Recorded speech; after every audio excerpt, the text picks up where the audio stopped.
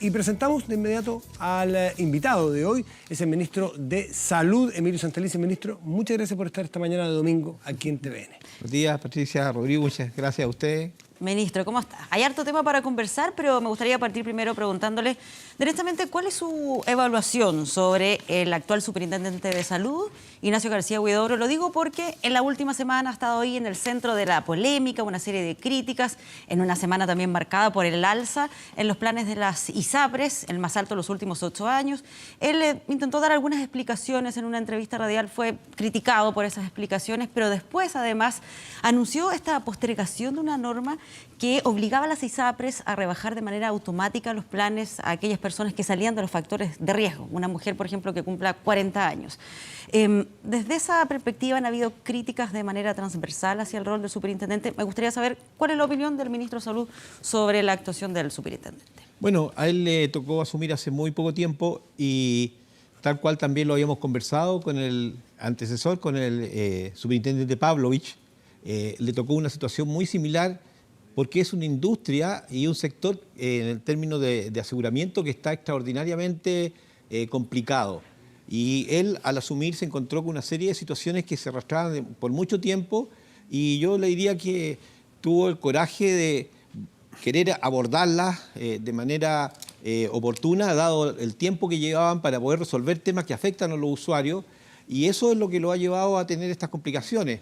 Pero sin duda que yo creo que aquí lo que hay que centrar la discusión, más que en el desempeño de él, que ha tenido esta inspiración, como le digo, en la situación que estamos viviendo con el aseguramiento privado en salud en Chile. Y es desde allí nosotros, y yo como ministro, estoy enfocado a cómo de una vez por todas nos hacemos cargo de esta situación que yo muchas veces en los foros llamaba la falla geológica del sistema de ISAPRE en Chile. Es decir, fíjense que esta es una industria que tiene incentivos encontrados, porque por un lado tenemos esta mirada de que el asegurado tenemos que evitar que gaste lo más posible, y por otro lado tenemos un prestador que gasta independiente de lo que este asegurado busca que no se gaste, es decir, son incentivos encontrados, y eso es una falla geológica del sistema. Sí, ministro, pero en el fondo, para acotar el tema puntualmente del superintendente de salud, hay quienes consideran que se coloca del lado de las ISAPRES, lo decía así el presidente de la ADC,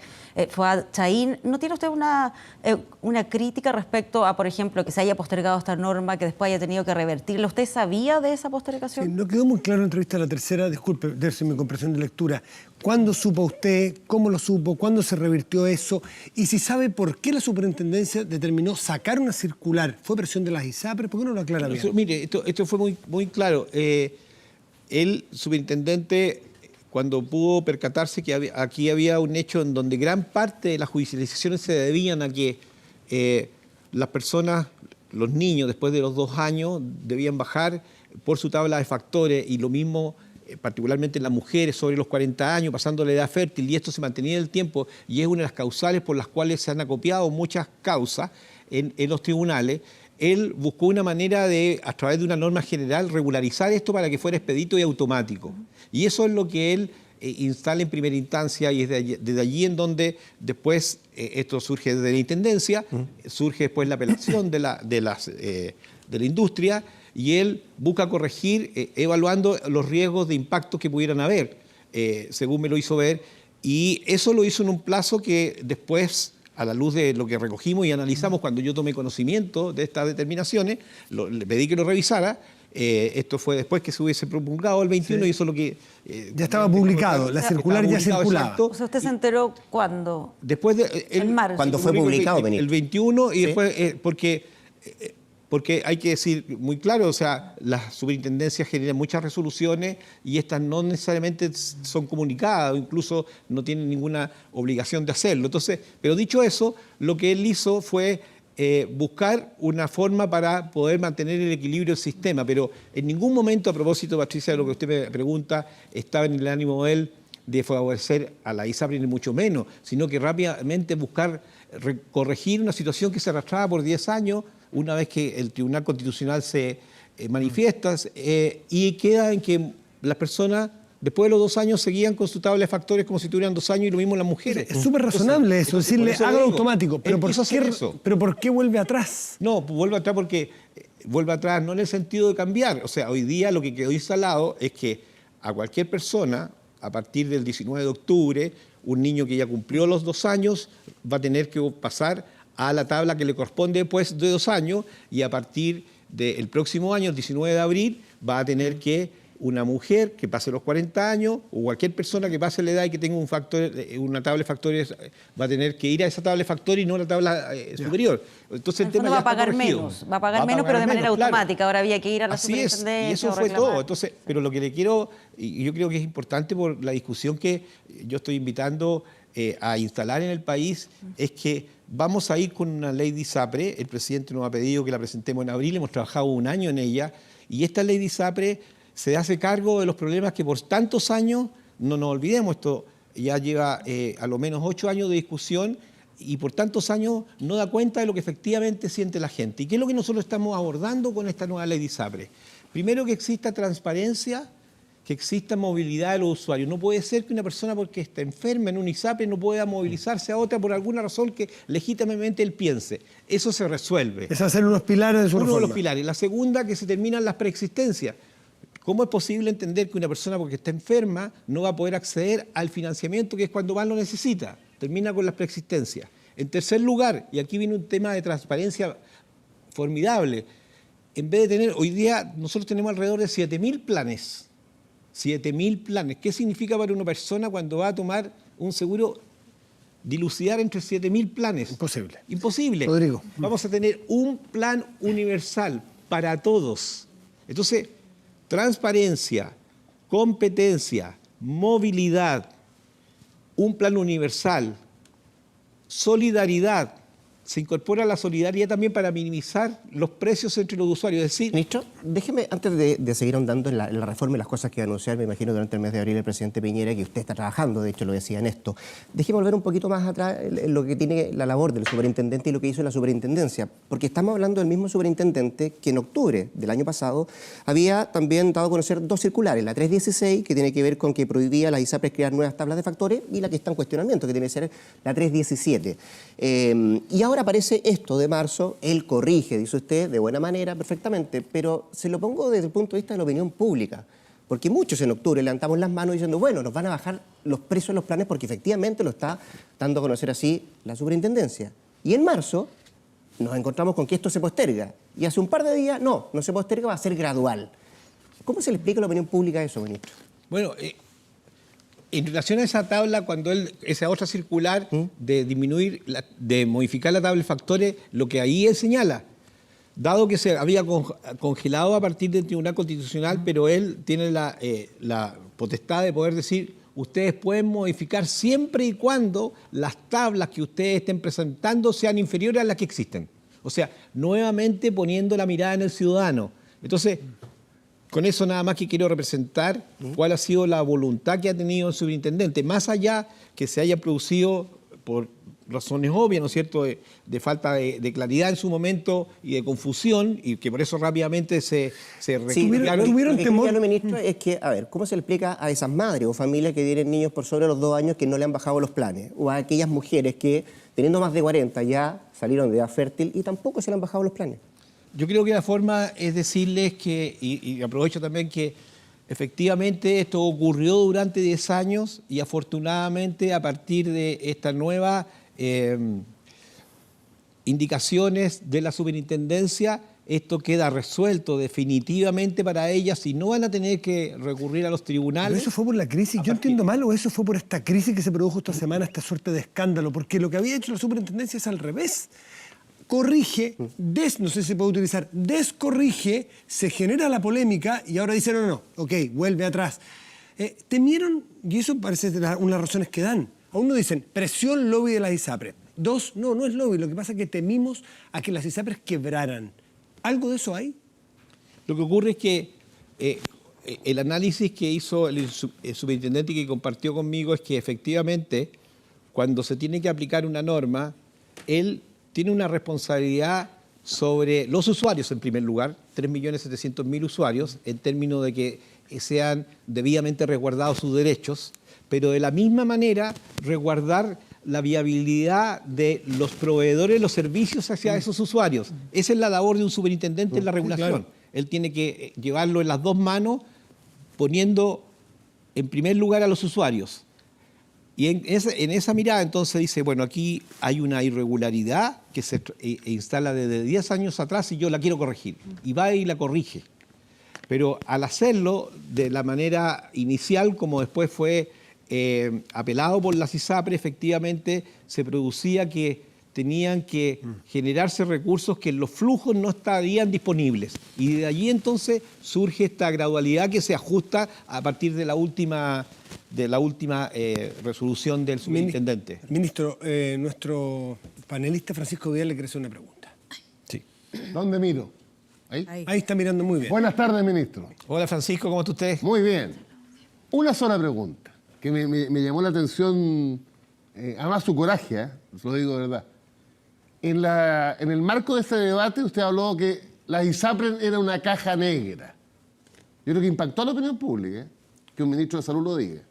Y a su vez, su contraparte dijo que no había caja negra. Me refiero al presidente de la ISAPRE. A mí me interesa su opinión. Sí. ¿Dónde está la caja negra?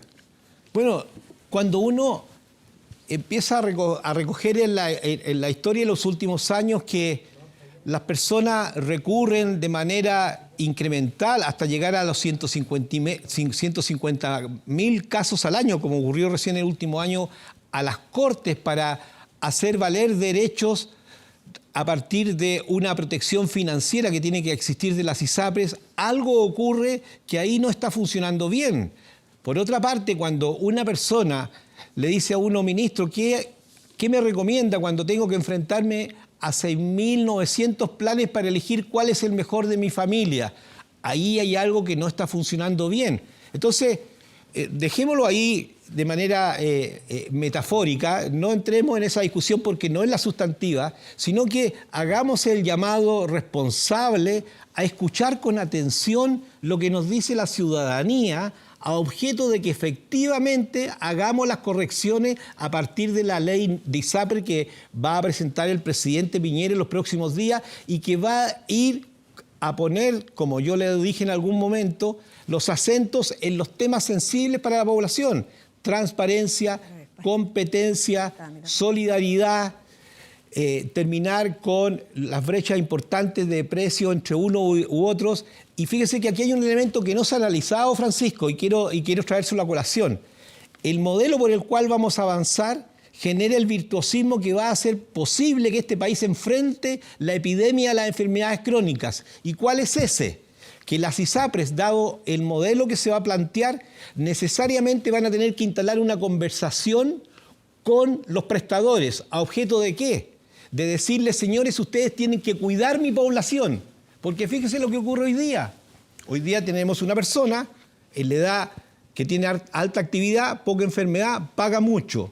Cuando llega a los 70 años, su prima se le van a un nivel que se tiene que ir al FONASA. ¿Quién lo cuidó durante su vida? ¿Quién le dijo su diabetes tiene que controlarse? Nadie, porque nadie estaba preocupado de eso. En el modelo que nosotros vamos a plantear al país y a la ciudadanía, les vamos a decir a la ISAPRE, señores, ustedes cuiden a la población. Y de esa manera ellos van a tener que hacer un contrato con los prestadores para decirle, no le voy a pagar cuando la persona llegó al servicio de urgencia descompensado. Yo le voy a pagar porque usted, a los diabéticos que yo tengo responsabilidad financiera, ahora también tengo responsabilidad sanitaria. Es decir, usted va a tener que cuidármelo y llamarlos para que no lleguen al servicio de urgencia. Y esos son los modelos virtuosos que en el mundo hoy día se están recomendando. Es decir, cómo yo, como financiador, me hago cargo de esta población y por lo tanto invierto en la prevención y por lo tanto busco un prestador que no esté incentivando los gastos. Y eso es fundamental. Ministro, usted habló de los pilares del sistema nuevo de salud.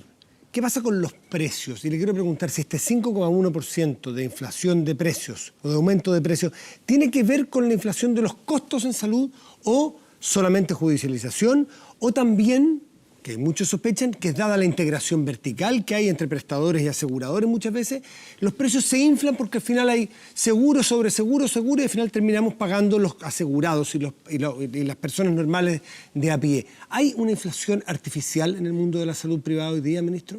Mire, Matías, aquí yo creo que es muy importante ser muy responsable en poder dilucidar las causales.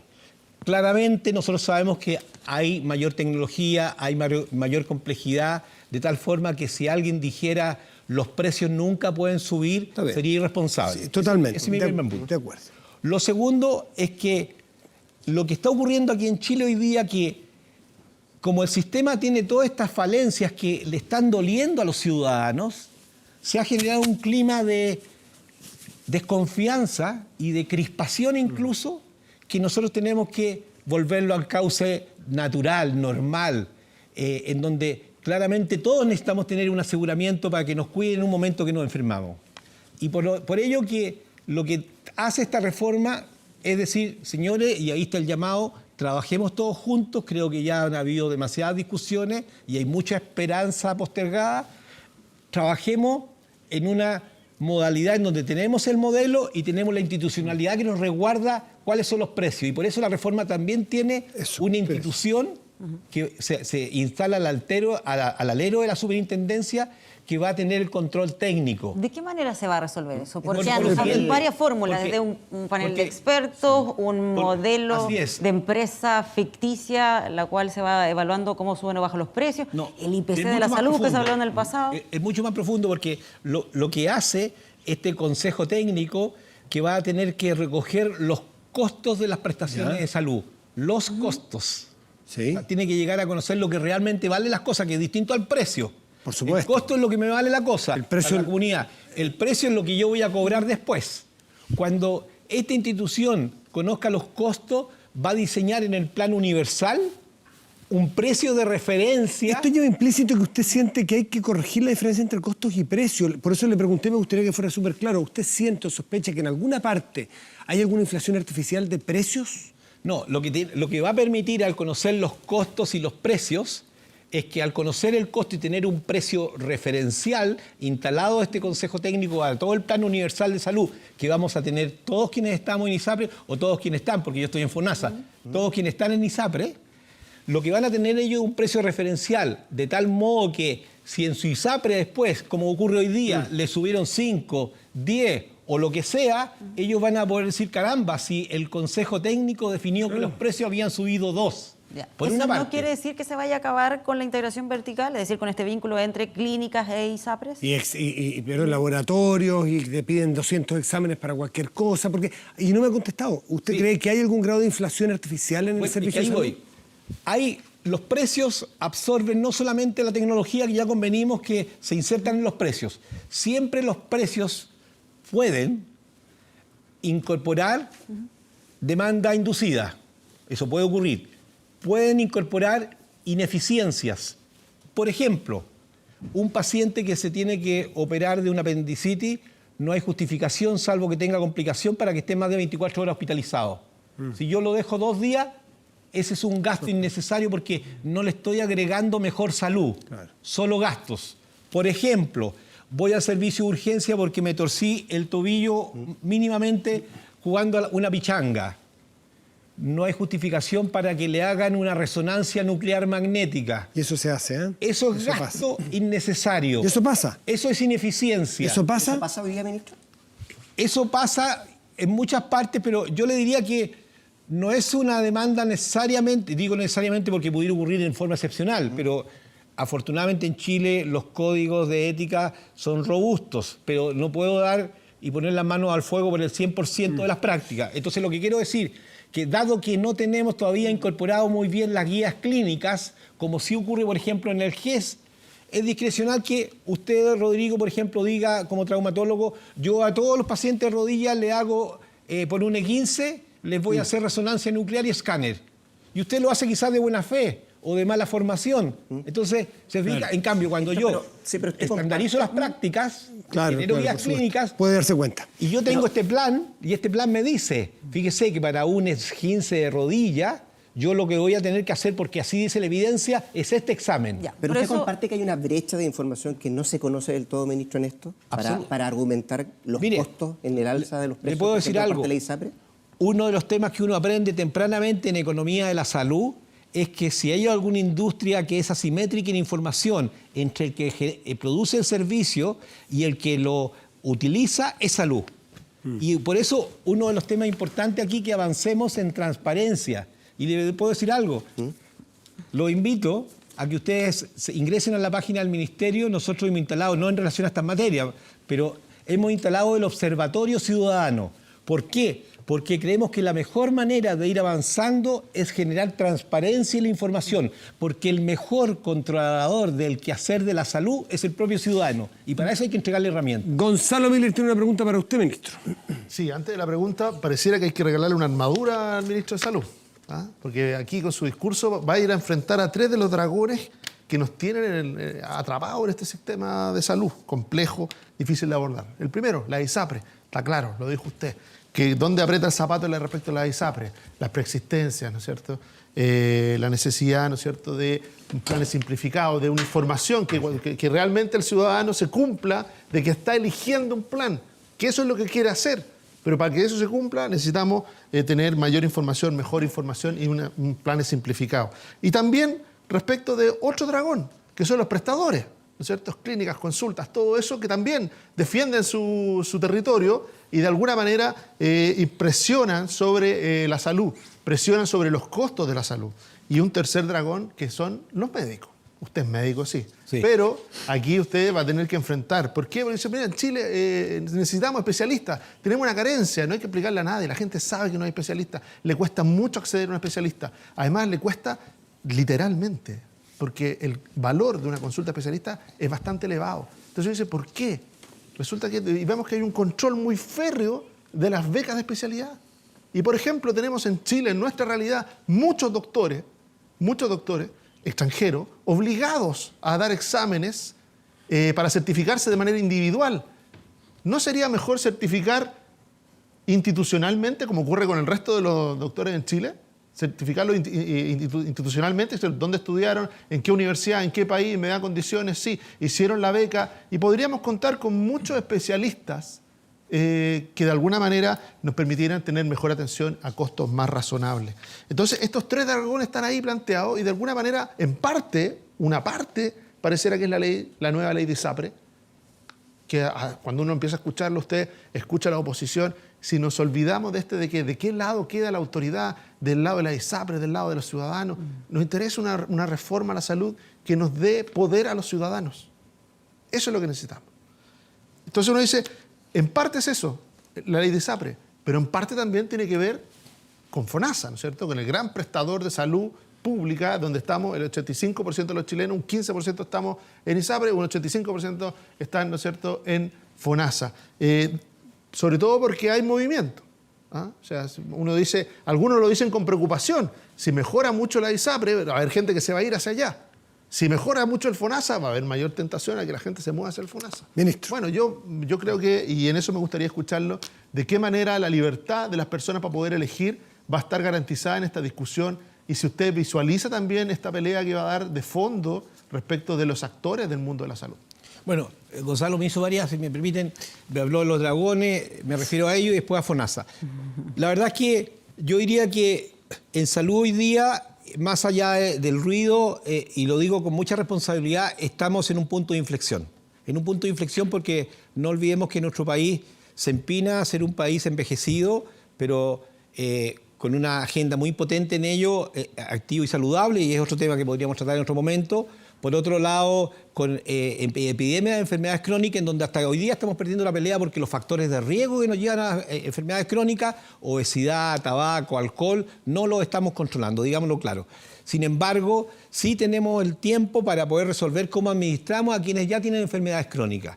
Y es por eso que el cambio se tiene que producir ahora. Y es por ello que el presidente habló de cirugía mayor a la salud, porque efectivamente tenemos que hacer cambios que son fundamentales. Y allí fíjese que yo veo que estamos en un momento que es edificante, porque tenemos este punto de inflexión tenemos este desafío, pero yo he podido palpar que de parte de los actores, estos otros dragones que decía Gonzalo, las clínicas, los médicos, hay un nuevo aire. Yo veo un aire optimista porque nosotros lo hemos llamado del Ministerio de Salud, los hemos convocado a que nos contribuyan y que nos ayuden en esta gran agenda sanitaria que estamos impulsando. Y se lo ilustro lo siguiente, listas de espera. En las listas de espera nosotros teníamos 285.000 enfermos esperando hasta 7 años. Fíjense que le podemos decir al país hoy día, nos hicimos cargo, el presidente nos dijo, tienen esto porque esto les toca a los chilenos aquí ahora. Ya hemos resuelto y a los pocos días vamos a decirle al país, no hay ningún enfermo, y van a ser más de 150.000 enfermos, que estén esperando por más de 2 años. ¿Y saben cómo lo logramos? Lo logramos trabajando con los médicos en los hospitales, moviendo médicos de un hospital a otro, yendo de una región a otra, médicos de las clínicas y las mismas clínicas con sus fundaciones yendo a operar.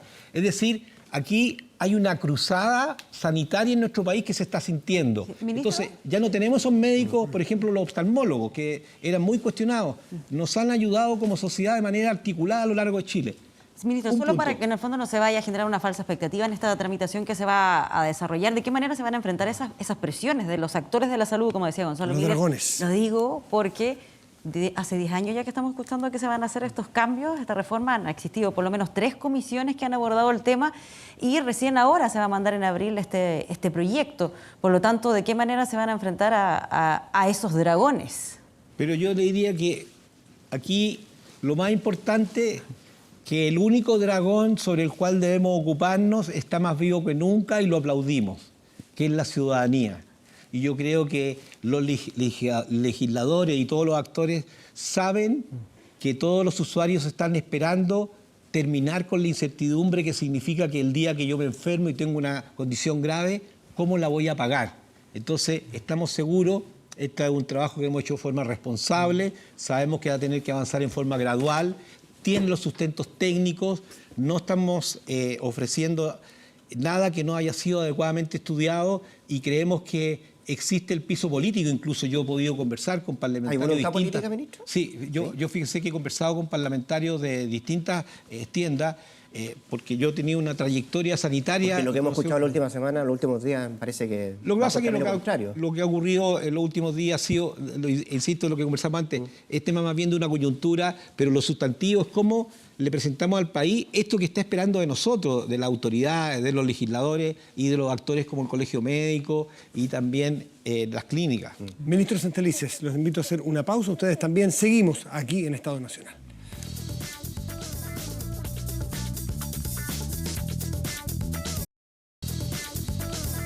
Ya estamos de vuelta aquí en Estado Nacional, transmisión de TVN en todas sus plataformas y en Radio Duna. Y estamos con el ministro de Salud, Emilio Santelices. Ministro, ¿por qué tanto foco en la salud privada, en las ISAPRES, cuando atiende en torno al 15% de la población, y que no estemos abocados en la salud pública que atiende al 80 o 85% de la población? Parece que hay más prioridad en lo más chico, hace más presión. ¿Por qué? No, Matías, aquí hemos hablado de ello, pero le puedo decir que desde el punto de vista financiero, lo que el presidente Piñera ha planteado es una mirada global al financiamiento. Y aquí estamos hablando de ISAPRE porque fue la convocatoria y la coyuntura. Sí, pero, la coyuntura. Pero claramente el presidente también está preparando y nos ha pedido trabajar durante este año en una serie de medidas, algunas legislativas, normativas y administrativas, que van a robustecer el rol asegurador de FONASA. ¿Qué significa robustecer el rol asegurador? Que efectivamente FONASA, cuando atiende pacientes institucionales, tenga mayores injerencias para que lo que ocurre con ese paciente en el hospital, al cual se le entregaron los recursos, se ejecute de manera oportuna, con la calidad adecuada. Y ahí se le dan instrumentos, nuevos mecanismos de pago. Y por otro lado, FONASA también va a actuar en la línea del FONASA de libre elección, que son el 75% del FONASA, los B, C y D, que pueden ir a atenderse. Y ahí se están preparando una serie de medidas para poder fortalecer y robustecer el accionar de FONASA en libre elección. Y ya está ocurriendo. Un ejemplo les quiero dar. La infertilidad en Chile. No olvidemos que ese es un problema dramático. El 10% de las parejas tienen infertilidad y de ellos, de ese 10%, un 10% de infertilidad de alta complejidad. Imposible de pagar. Había aquí un programa muy discreto para 300 mujeres que podían hacérselo en el sistema institucional. Pues bien, en esta mirada de modernización, hoy día se incrementó eso en un 80% para las pacientes institucionales y más aún se abrió además la posibilidad de poder, porque se codificó, financiar Sí. la infertilidad de las parejas en este 75% de la población de FONASA. Y ese es el camino por el cual FONASA va a llegar a tocar de mejor manera a la gente. ¿Cuándo se van a enviar esas modificaciones para FONASA? No, eso ya está listo y el director de FONASA está viendo la resolución que debiera estar ya en mayo. Es decir, desde mayo Ya van debían a poder ir empezar a los centros y las mujeres van a poder tener su voz. No, claro, me refiero a no solamente al tema de infertilidad, sino al, No, la al infertilidad, macro. Se va a mandar también en la próxima semana. Ya. Claudia Pascual tiene una pregunta para usted, ministro. Ministro, buenas tardes. Hola, Dos Claudia. temas. El primero es que pareciera, y quiero volver al tema del superintendente y sus actuaciones en las últimas semanas, que nuevamente las ISAPRES ganan, porque efectivamente en octubre del 2018 se dice que automáticamente y de manera inmediata se tenía que pedir a las ISAPRES que resolvieran el tema de los niños que cumplían más de 2 años y las mujeres mayores de 40 años. Y sin embargo, luego, después con la postergación de 2 años y que usted ha reconocido que lo supo el día que sale la resolución, que le pide que lo cambie, vuelven las ISAPRES a ganar un tiempo porque lo van a hacer a partir de octubre del 2019, que usted lo acaba de ratificar, y desde abril del 2020, respectivamente con respecto a los niños y a las mujeres. Entonces, una vez más, pareciera que las ISAPRES ganan un tiempo y donde además pareciera no justificarse cuando además yo siento que hay un conflicto de interés en este superintendente, porque obviamente él viene de haber sido el director de la clínica FUPA, mismo conglomerado que está también vinculado a una de las ISAPRES, Cruz Blanca, que es la que alza los precios en promedio en un 5,1%, pero que van a ser mucho más, y por lo tanto que nuevamente está haciendo el cálculo de que ni siquiera no pierdan dinero, sino que sigan ganando, pero a lo mejor un poquito menos para poder tener más tiempo para arreglarse. Entonces, eso en primer lugar, ¿cómo lo ve usted? Y en segundo lugar, le quiero pedir la opinión con respecto a un grave caso que se ha sabido en la prensa últimamente, que tiene que ver qué va a hacer el Ministerio de Salud para hacer que el Hospital Público de Carabineros, que no es privado, deje de negar la interrupción voluntaria del embarazo, como ha ocurrido con una mujer en el marco de las últimas semanas, donde no operó ni criterios de derivación a otro equipo no objetor de conciencia. El Hospital de Carabineros no puede ser objetor institucional, ni tampoco operó finalmente una situación de derivación a otro hospital público de la región metropolitana, siendo ella que venía trasladada desde Arica.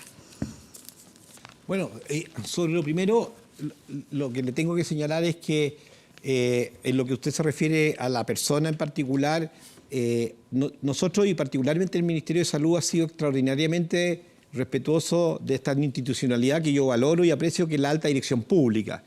Y el superintendente fue elegido por alta dirección pública sobre una base de concurso de varias decenas de profesionales que se presentaron, de tal manera que el poder generar algún tipo de asociación, a mí me parece que no me corresponde a mí enjuiciarlo, dado que nosotros nos hemos regido por lo que hoy día la institucionalidad establece para efectos de tener un sistema más transparente. Y en segundo lugar, en relación a si se gana más o se gana menos, yo, fíjese, me quedaría con el hecho de que aquí nosotros vinimos a resolver una situación que por 10 años nadie había mirado. Que se ajusten los tiempos para hacerlo de manera precisa, eso es importante y de hecho se hizo. Pero finalmente, y aquí creo que es extraordinariamente relevante instalar, concentrar y motivarnos a abrir la discusión de cómo resolvemos el problema que por 10 años han arrastrado miles y miles de chilenos. A mí me duele cuando escucho y me llega, porque yo viajo todo el tiempo, personas que no han logrado acceder a la atención de salud y tenemos que buscar cómo mejorarles su sistema y cómo estructuralmente avanzamos. Y es por ello que yo, en materia del aseguramiento privado, pongo el acento en que rápidamente, cuando el presidente envíe el proyecto al Parlamento, entremos en la discusión y busquemos desde allí cómo corregimos el sistema, lo robustecemos, tenemos esta institucionalidad que va a incorporar la ley, generamos transparencia, generamos un sistema virtuoso que se preocupe de la relación entre prestadores y aseguradores para cambiar el viejo paradigma del curar al cuidar. ¿Y qué significa el cuidar? Significa hacernos cargo y usted me va a entender muy bien, no solamente de esta dimensión sanitaria, sino que también de las determinantes sociales. Es decir, aquí tenemos un desafío de salud de magnitud. Fíjese, Claudia, que le voy a contar algo. Yo anteayer estuve en Maullín. Fui a Maullín porque estamos instalando el Hospital Digital Rural. ¿Qué significa el Hospital Digital Rural? Significa que nosotros teníamos 2.600.000 personas que viven en las zonas rurales y tenían solamente acceso a atenderse con médico cuando había una ronda que podía ser cada 15 días. Tomamos una lancha, fuimos allá a constatar cómo estaba funcionando, dado que este hospital rural ya está trabajando y está atendiendo personas y tiene un médico todos los días. Y cuando yo escucho a las personas y me dice, ministro, qué bueno que ahora pueda yo venir al médico cuando lo necesite y no tener que a veces esperar, como me decía una señora, 4 años. Entonces, la invitación que yo quiero hacerle a todos los actores es que, sin perjuicio de que puedan existir coyunturas que nos eleven la voz o nos generen desconfianza, rompamos ese eje semántico. Avancemos en lo que a la gente le está preocupando hoy día, porque tenemos un país hermoso, tenemos un país que está en el umbral del desarrollo. Sabemos que el presidente Piñera hoy día está liderando este camino para avanzar al desarrollo, pero un desarrollo que sea sustentable, solidario, inclusivo. ¿Conoce el caso puntual que le puso Claudia Pascual en el Hospital de Carabineros, me parece, Claudia, ¿no? Sí, Hospital de Carabineros, sí. ¿Conoce el caso puntual o tiene algo que mencionar al respecto? No, sobre el caso no tengo los antecedentes. Nosotros tenemos un comité de interrupción del embarazo en el Ministerio que sesiona regularmente y recoge cualquier tema.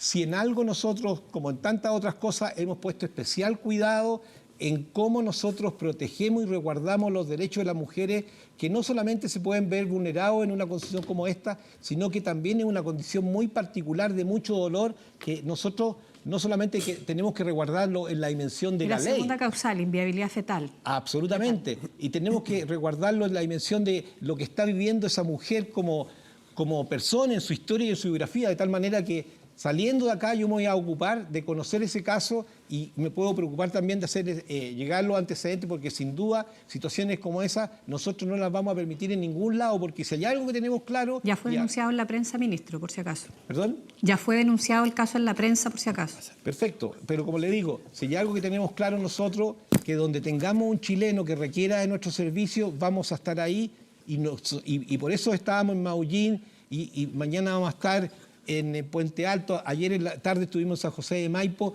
porque donde hay un chileno que necesite salud, ahí tenemos que estar. Y eso lo agradecemos, que cada vez que nos hagan llegar algún dolor, nosotros vamos a ir a resolverlo, porque esa es nuestra misión y ese es el trabajo que nos ha pedido que hagamos día a día el presidente Piñera. Ministro, déjeme llevarle a otro tema, que también ha tenido que hacerle frente a usted en este ministerio. No ha sido fácil su pega a la cabeza de esta cartera, que tiene que ver, por cierto, con las cifras de VIH. Veíamos un par de días atrás que el alcalde de Santiago, Felipe Alessandri, daba cuenta de esta venta de los preservativos en los kioscos de su comuna.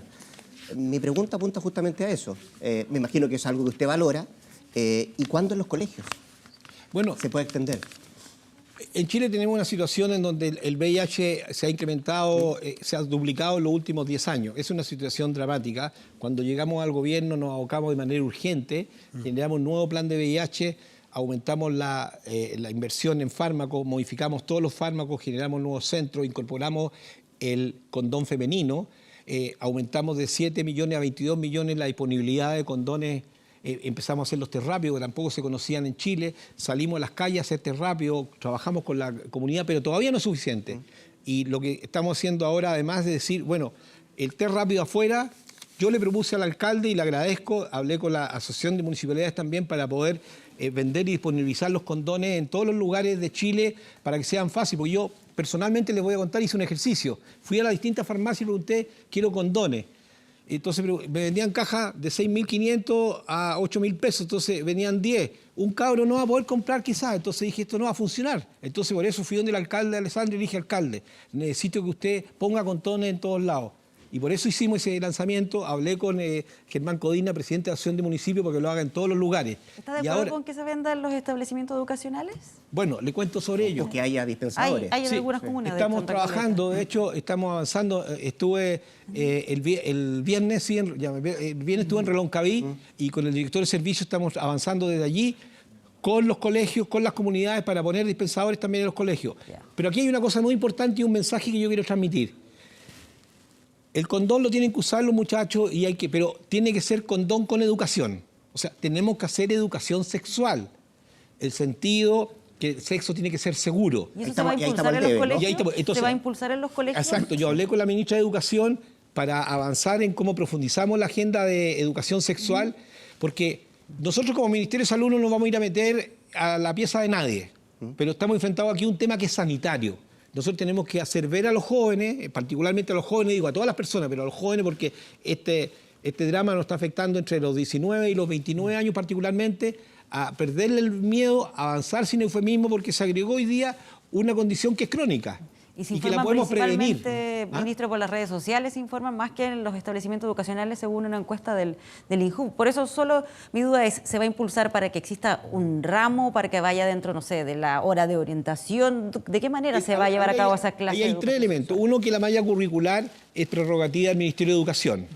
Dos, que nosotros vamos a impulsar los contenidos de salud sexual que como Ministerio de Salud requerimos de manera urgente.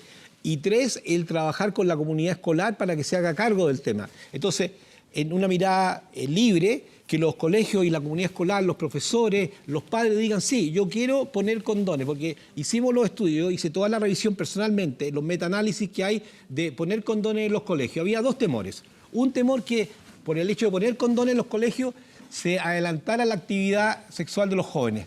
No ocurre. Hay que sacar los fantasmas y para eso hay que ver la literatura y la evidencia. ¿La otra? Y la otra es que efectivamente cuando uno instala los condones disminuye las enfermedades de transmisión sexual en los jóvenes y el embarazo también adolescente. O sea, hay ventajas. Cristian Valenzuela, que está en nuestro panel, le quiere también hacer una pregunta, ministro. Cristian. Ministro, muy breve. Lo pongo en una situación difícil. Yo entiendo que usted es médico cirujano y estamos ante dos salas de operaciones. A la izquierda, el sector público, a la derecha, el sector privado. ¿Dónde va a operar usted? ¿Dónde hoy se requiere con mayor urgencia la intervención, puesto en este caso de que no puede elegir las dos al mismo tiempo, aunque yo sé que usted lo que me va a decir es eso? ¿Y cuál es el plan? Yo, algunas cosas de esta entrevista que lamentablemente se enfocó en lo privado, y está bien porque es la contingencia de hoy, pero ¿qué estrategia tendría usted para abordar el tema de las licencias médicas excesivas, el tema de los reemplazos, el tema de las horas extraordinarias, el tema del déficit de salud, que quizás no son hoy día los que más gritan, pero que están sufriendo de manera mucho más dramática en la salud pública? Gracias, Cristian. Le voy a responder no de manera hipotética, sino de manera real, porque es lo que estamos haciendo. En el programa de gobierno nosotros tenemos claramente identificado que, dado que tenemos una gran prevalencia de enfermedades crónicas, tenemos que hacer el eje para los próximos años en el fortalecimiento de la atención primaria. ¿Qué significa fortalecer la atención primaria? Significa incorporar mayor prevención, mayor promoción de salud, seguimiento de enfermos crónicos. ¿Cómo lo hacemos? Incorporando mayor tecnología, es decir, trasladando la atención cerca del barrio. En segundo lugar, instalando mayor cantidad de especialistas que se comuniquen. ¿Cómo lo hacemos de manera inmediata? Nace el Hospital Digital. ¿Qué es lo que hace el Hospital Digital? El Hospital Digital es una organización que convoca médicos especialistas, que es ageográfico y es atemporal y que está hoy día instalado para resolver los temas de la atención primaria aquí, ahora, independiente de donde estén los pacientes. Y le voy a dar un ejemplo. Las células del Hospital Digital ya están funcionando. Hoy día un paciente en la atención primaria que requería interconsulta al nefrólogo esperaba 347 días. Hoy día hay ya 4.600 médicos de atención primaria adheridos al Hospital Digital y cuando ellos requieren una interconsulta la resuelven en 47 horas. Esa es la magnitud del cambio que se está produciendo, por un lado. Por otro lado, tenemos que avanzar en dignificar también la atención primaria. Fui hace unos días en la madrugada, a las 6 de la mañana, al CEFAM de Puente Alto, y me siento ahí con las pacientes. Es indigno que se tengan que levantar a las 4 para pedir hora. ¿De qué estamos hablando? Eso a mí no me deja tranquilo hasta que lo resuelva. ¿Qué es lo que estamos haciendo? En pocas semanas más, las personas van a poder pedir su hora desde el Hospital Digital, desde cualquier dispositivo electrónico. No quiero generar falsas expectativas, esto va a ser gradual, pero ya va a partir en 60 comunas de Chile. Es decir, los chilenos van a empezar a sentir que la dignidad de que tanto se ha hablado les tocó la casa porque ya no van a tener que levantarse para pedir la hora. De eso estamos hablando cuando decimos fortalecer la atención primaria. Y por otro lado, sobre los especialistas, que también antes me lo había preguntado Gonzalo Miller. Le cuento, en la proyección que tenemos de especialistas para los próximos años, vamos a incorporar en estos 3 años alrededor de 3.000 nuevos especialistas, pero con una característica, que queremos emparejar la cancha, porque hoy día tenemos una relación de 14, 2/3 a 1/3 de especialistas en Santiago versus en regiones. ¿Y qué es lo que vamos a hacer? Es generar incentivos para que los especialistas se vayan a regiones.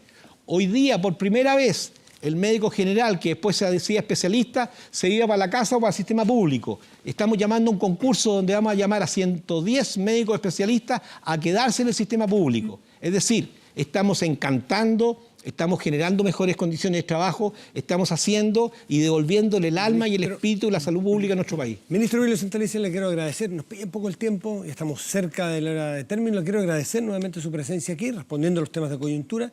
Y bueno, y vamos a ver qué es lo que ocurre si todos estos anuncios, la gente, como dice usted, le tocan la casa, lo ven cercanos. Muchas gracias, ministro. Que esté muy Gracias, bien. ministro, por acompañarnos. Hacemos nuestra última pausa y seguimos aquí en Estado Nacional.